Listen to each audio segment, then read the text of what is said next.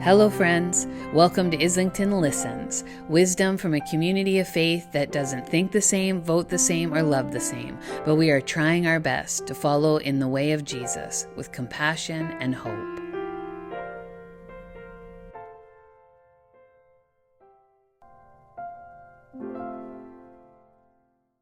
We have seen the Lord. We know the fear of the upper room, and we know the feeling of hard days and long nights. We know the grief of the tomb, and particularly the ache of saying goodbye. We know the pain of Good Friday, and we know the darkness right before dawn. And still, we believe. We believe again and again that the sun will rise, that God will draw near. And again, we will march toward justice. And again, the tomb will be empty. And again, love will win. And God will lead the church. And again, God will be loved. The journey will not be perfect. And sometimes we'll have to rise before dawn. And we will need angels along the way. But again and again, the sun will rise. Thanks be to God for a love like that.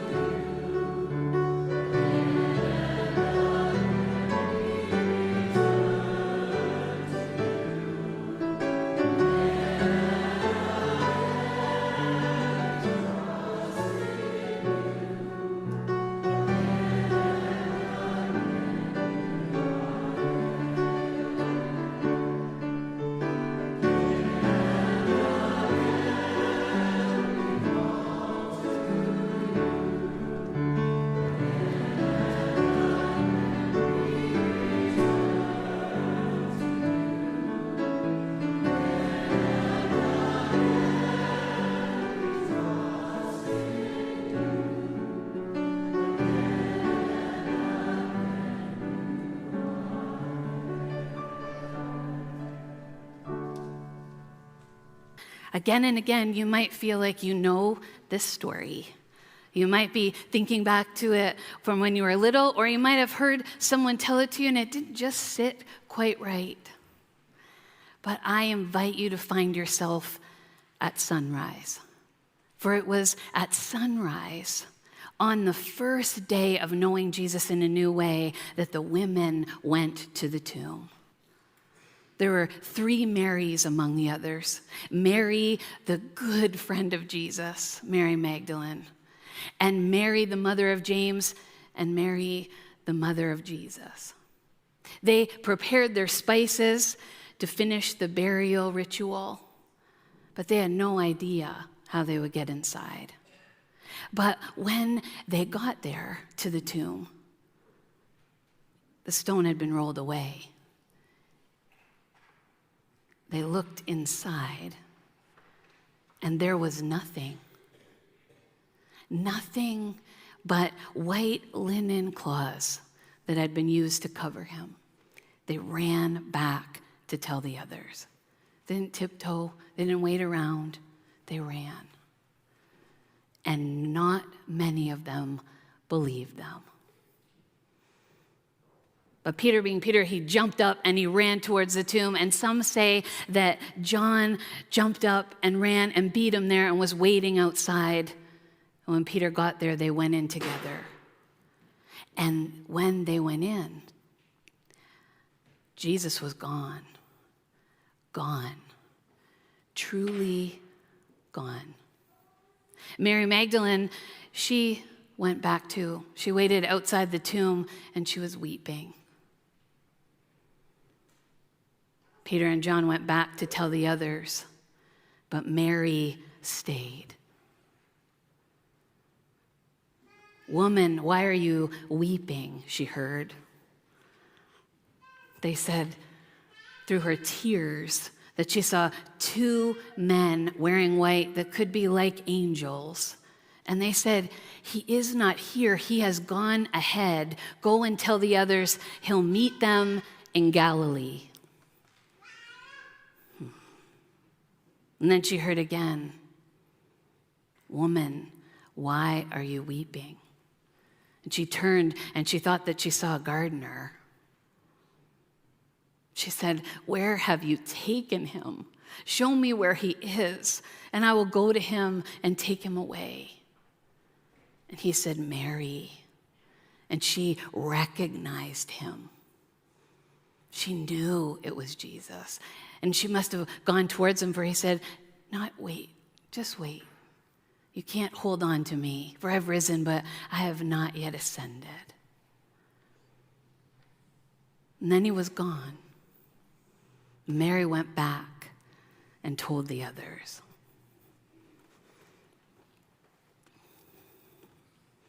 I wonder what she said to them.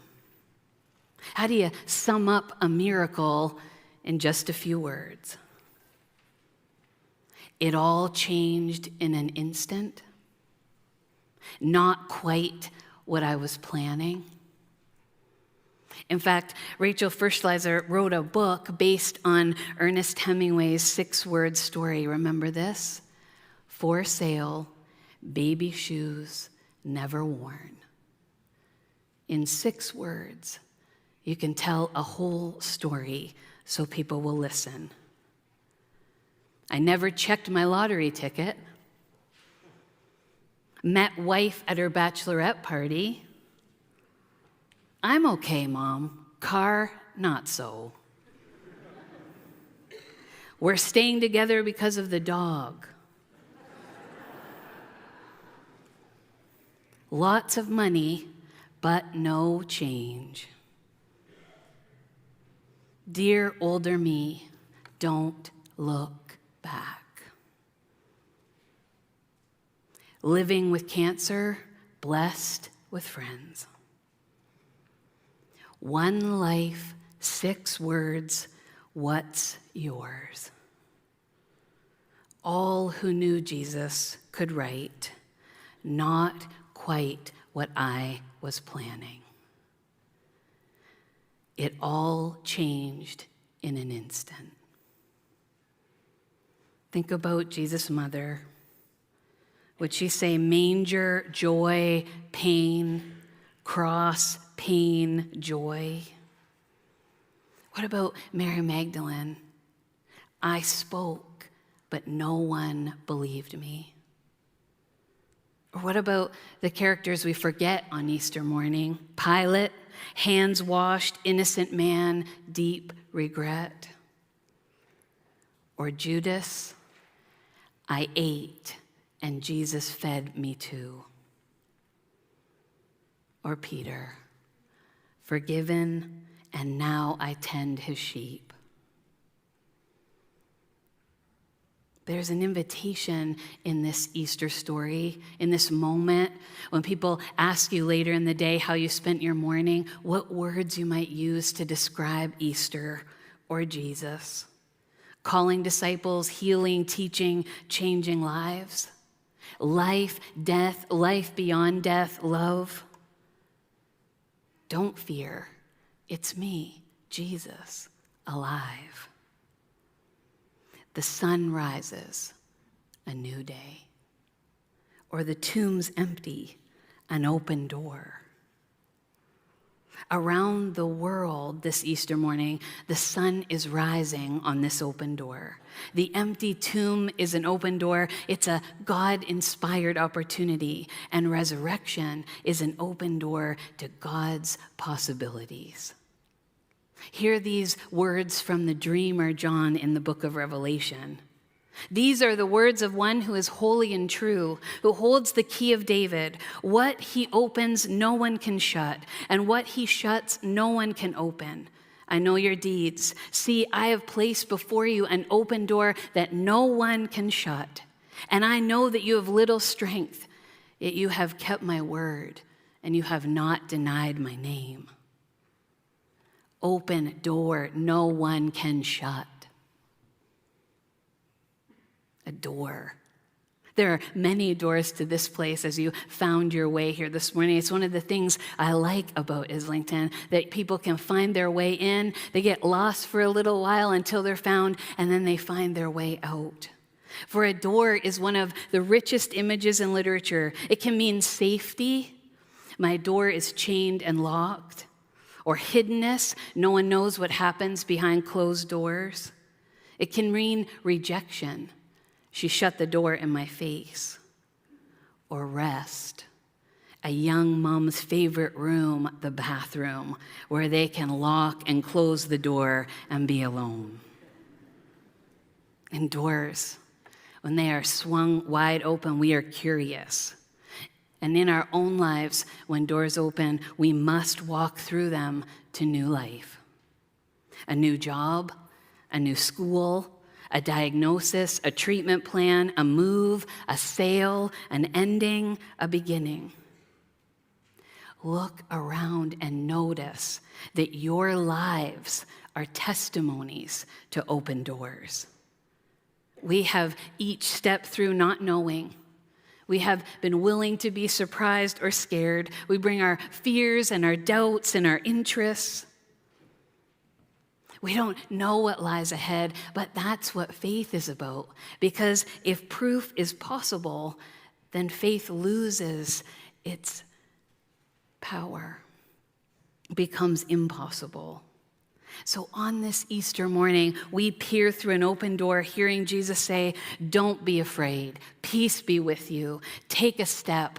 I've gone ahead." Easter's open door comes to us again and again. Even if we don't know what to make of the mystery or of God's resurrection ways. Even if we've bought into a different story, may this door be an invitation to us this morning. Just as it was for the disciples. That open door is there for us every day, even when we're not ready, even if we're not able to receive it today. Resurrection still came, and it surprised us, and the world has never been the same. Again and again the sun rises, and some days that's enough. But today, more than any other day, the tomb is empty, an open door, boundless opportunities, unlimited chances to do something worthwhile, grand openings into the new and unknown adventures of significant living. Because it matters what we do and what doors we go through and who we invite to come along with us.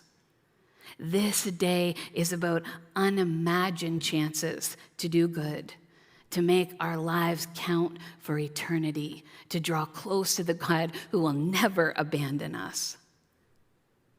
So don't be afraid. An open door this morning is a great adventure for a life that God calls each of us to. The offer of it and our response to it, well, that's for us to figure out together how to live into the mystery of Easter. And we get to do that every time the sun rises. Thanks be to God. Thanks for listening, friends. For other ways to connect, go to islingtonunited.org. May God's wisdom and love keep finding you.